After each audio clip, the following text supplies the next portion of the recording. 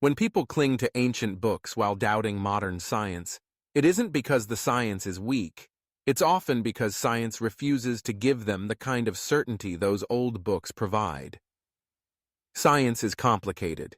It deals in probabilities, margins of error, constant revision.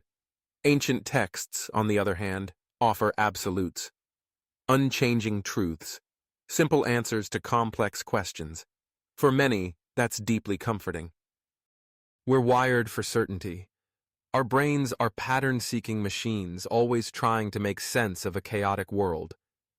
When ancient books say, "This is how it is," they feed into that craving. They eliminate ambiguity. They promise order in a world that feels disorderly.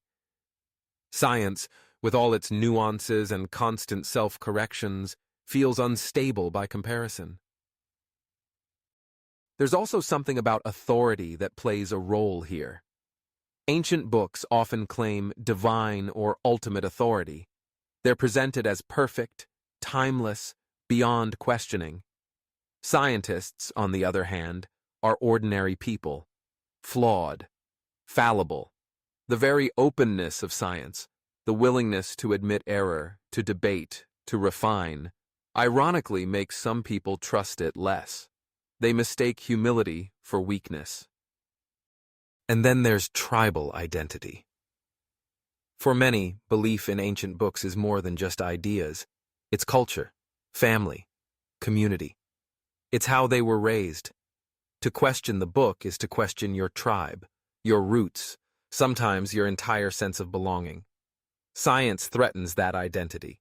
It asks people to separate from the familiar and step into a realm where they might feel lost. Another factor is the emotional reward system. Many of these old texts provide stories filled with meaning, purpose, and hope. They promise eternal life, divine love, cosmic justice. Science doesn't offer that. It explains how stars form, not why you suffer. It explains evolution, not your personal purpose. It can feel cold, detached, lacking in emotional comfort. And that gap gets exploited. Certain leaders, institutions, and systems have an interest in preserving belief in ancient texts. They benefit from a population that trusts authority without skepticism. A questioning mind is harder to control. Science encourages skepticism, and that can feel threatening to those who rely on obedience.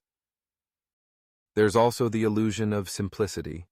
Ancient texts present the universe as having clear, defined purpose. There's a creator. There's a plan. There's a moral order handed down from an ultimate source. Science suggests that we are the product of blind processes, random mutations, indifferent natural laws. For many, that's a hard pill to swallow. And sometimes, science asks people to accept uncomfortable truths. Climate change, the fragility of life, the indifference of the universe. Ancient texts, by contrast, often center humans at the heart of existence.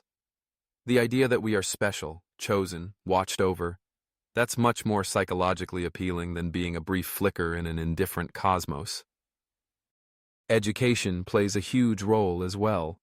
In places where science education is weak or poorly communicated, people often never develop the tools to understand scientific reasoning. Concepts like falsifiability, peer review, or the provisional nature of knowledge are foreign. Without those tools, science feels like just another opinion, rather than a rigorous method for understanding reality.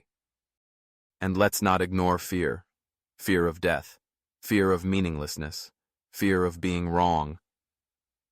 Ancient books often provide insulation from these fears. They offer immortality. They offer absolute morality. They offer final answers. Science offers none of that certainty. It offers only better questions, and the promise that we might slowly understand more, but never fully arrive. Cognitive biases also play a part. Confirmation bias makes people seek information that supports what they already believe. If someone is raised believing an ancient text is true, they're more likely to dismiss any science that challenges it. The backfire effect can make them double down on their beliefs when presented with contrary evidence. And then there's the seductive nature of narratives. Ancient books tell stories, creation myths, heroes, battles of good versus evil. These are emotionally powerful. They stick in our minds. Science, on the other hand, doesn't tell stories in the same way. It offers complex models, statistical data, and often dry language that doesn't resonate emotionally. The problem isn't that science has failed to prove itself. It's that it often fails to speak to the parts of us that crave belonging, certainty, simplicity, and meaning. Science doesn't compete on that playing field. It's not designed to satisfy emotional needs. It's designed to pursue what's true, regardless of whether that truth makes us feel better. There's also the role of mistrust. Over the years, some people have been burned by institutions that claimed to represent science. Unethical experiments, shifting health guidelines, or politically influenced science can create a sense that science itself can't be trusted. Even though science, at its core, is a method, not an institution, these failures still cast a long shadow. And let's face it, ancient books are often marketed as sacred. They're wrapped in rituals, traditions, and reverence. They're read aloud in places of worship. They're surrounded by symbols and ceremonies. Science, by comparison, sits quietly in journals, behind paywalls, written in technical language.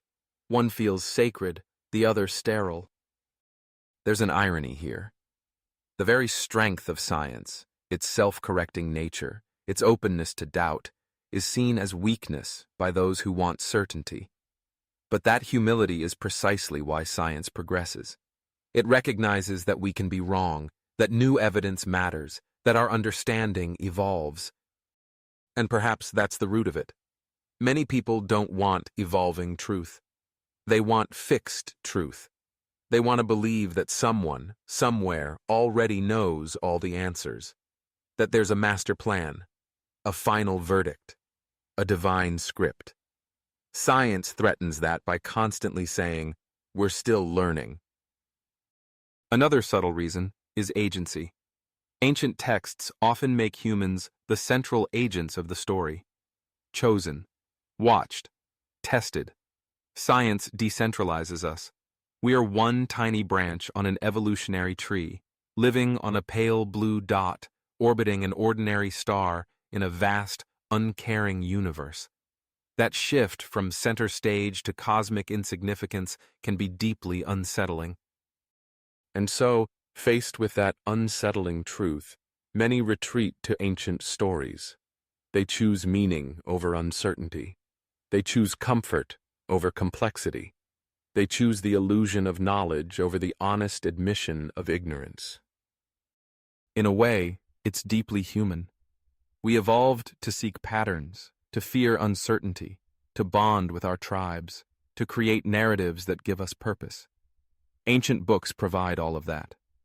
Science asks us to rise above those instincts, to question, to doubt, to let go of comforting stories when the evidence demands it. It's a difficult thing to ask, to replace the soothing certainty of ancient texts with the open-ended, often uncomfortable pursuit of truth. But that's the path of intellectual honesty.